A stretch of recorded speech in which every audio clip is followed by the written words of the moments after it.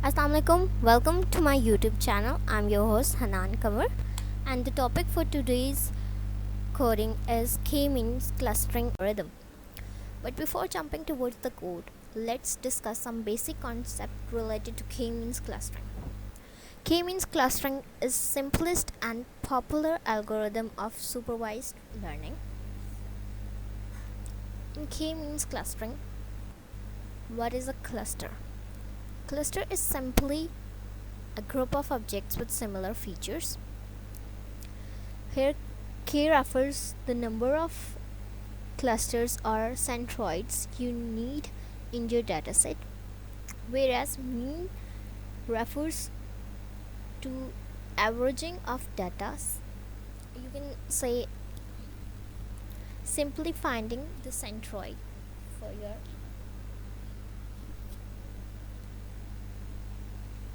This algorithm uses different distance formula, but the most popular of them are Euclidean distance and Manhattan distance. Now let's discuss what are the steps we are going to perform to implement this algorithm. First, we need to determine the value of k. Then we have to initialize the centroid. After that, we will measure the distance and then assign it to the nearest cluster. Then we will make a new centroid, initialize them, and we will measure the variance, and we are going to repeat.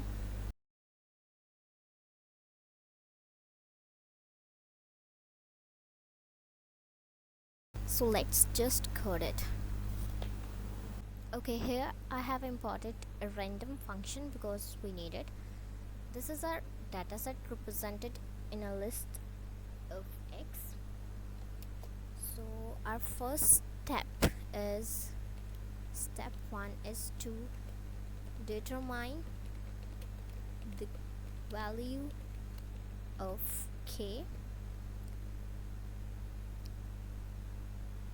and step 2 is to initialize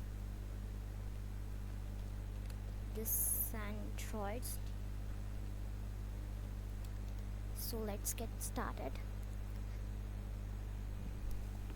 I'm taking a variable k and I initialize is at 2. It means I need 2 clusters for my dataset. Okay, so let's take C1, the centroid, and initialized it randomly. Random dot choose from x, and C2, the second centroid, random dot choose from x. I'm taking 2 more variables, C11 and C12. I will explain why I have taken these and what I'm going to do with this. Okay, so a bool variable flag, which is initially true, a while loop while flag.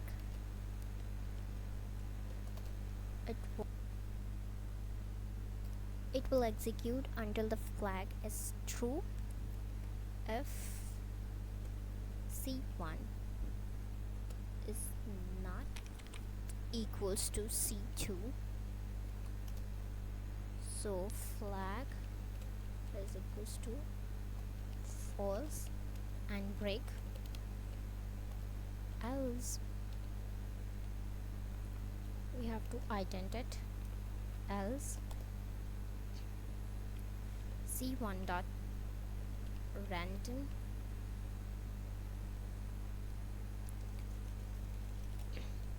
else C1 is equals to random dot choose from x, and C2 is equals to random dot choose from. This loop will not terminate until the flag is true.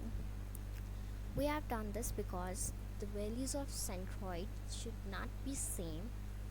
Let's just print our data set. This is and print our value of k. Then we will get how many centroid 1, this is 1, and centroid 2, centroid 2, this is 2. So let's check, is it working well or not working quite well.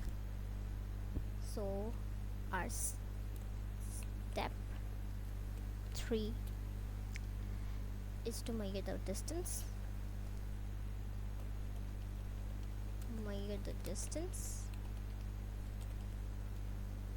And after that our step 4 is to assign to nearest cluster.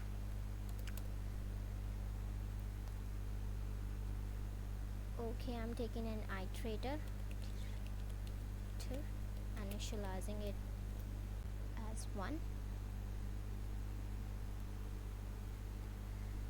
Okay, so and we need 2 clusters. So cluster 1, it's an empty list. Cluster 2, it's another.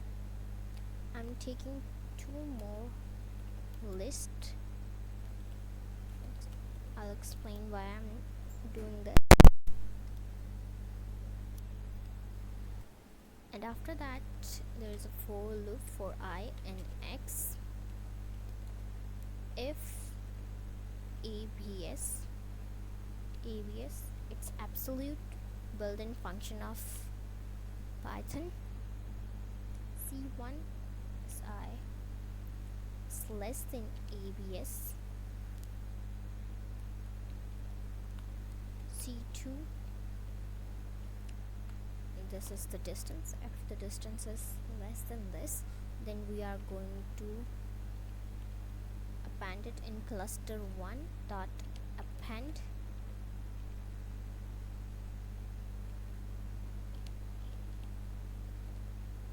absolute value of this, and x1 dot append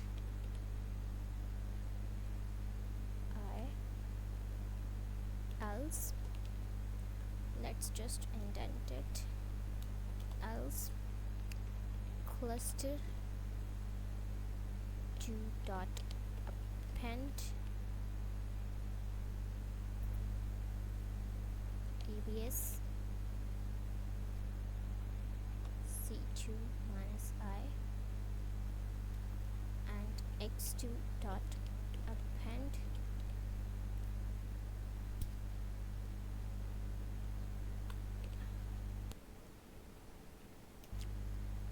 okay. What we are doing in this, I have an iterator variable cluster 1, cluster 2, x1 and x2. What is going to be, as you can see, I have used abs. It means I am using Manhattan distance formula. This is we are finding the distance. If the distance is less than from, if the distance from centroid 1 is less than the distance from centroid 2, then we are going to append it into the cluster 1, and x1 is appended by I. This is going to be our new clusters, and if doesn't work, and if not, then we have appended it cluster 2. So let's just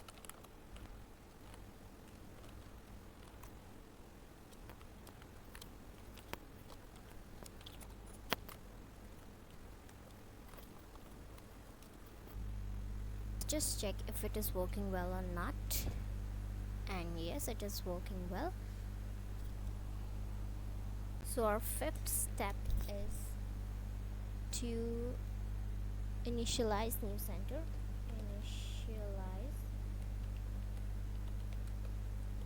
New centroids. I'm going to use this C11 and C12 for my new centroids. So C11 is equals to round. Round is another built-in function of Python. X1 divided by length of x1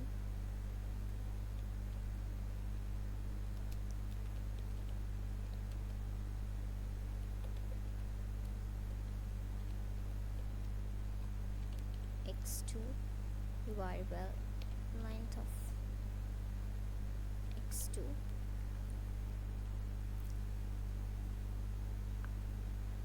I'm going to take a bool variable flag which is initially true,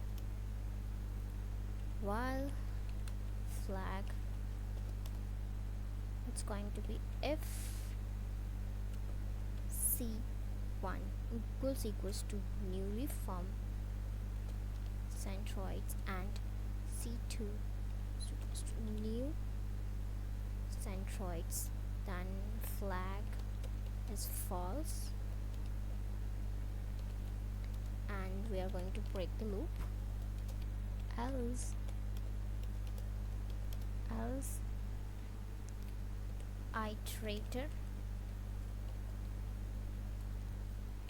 we are going to increment the iterator value and changing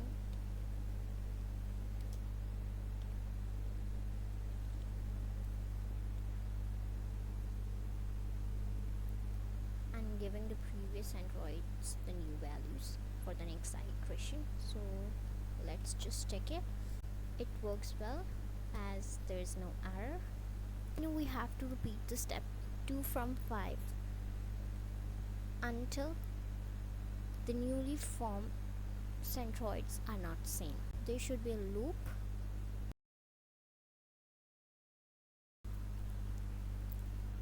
So this is our all summarized code. You can see I have just simply added this loop, while loop over. Let's just test it if it is working well. Yes, it is working well. This is from today's video. I hope you like it.